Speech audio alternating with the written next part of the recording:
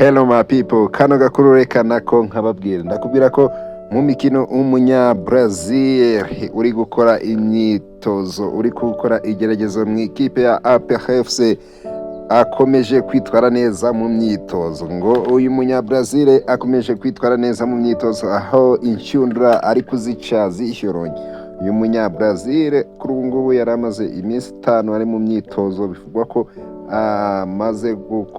amaze kwemeza abatoza ba APR, aho bivugwa ko uyu munya Brazil kuri ubu ngubu mu minsi mike ashobora gushyira umukono ku masezerano. Umunya Brazil ukina nk'umwataka kuri nimero 10.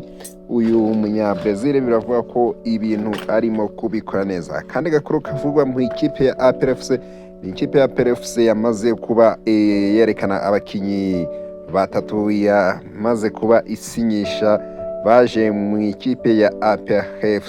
Aba bakinyi ikipe ya APR yatangaje ibinyujije ku mbuga nkoranyambaga, yatangaje ko yasinyishije umunyagana witwa Richard Nilomte wakiniraga ikipe ya Asante Kotoko, ndetse ikaba yarasinyishije n'umunyamauritania witwa Mamadou Sia wakiniraga ikipe ya Nouakchott Kings, ndetse ikaba yarasinyishije n'uwitwa Seydou Douada Youssef ukomoka muri Ghana wakiniraga Smartex FC. Ikipe ya PFC ubona ko ikomeje kugenda yiyubaka mu buryo bwose bushoboka kugira ngo izabone uko ihatanira ibikombe byo muri Afurika. Ubona ko ishaka kugera kure muri CAF Champions League, ndetse n'indi mikino izagenda yitabira twava nka shampiyona y'u Rwanda igiye kubitangira mu minsi iri imbere.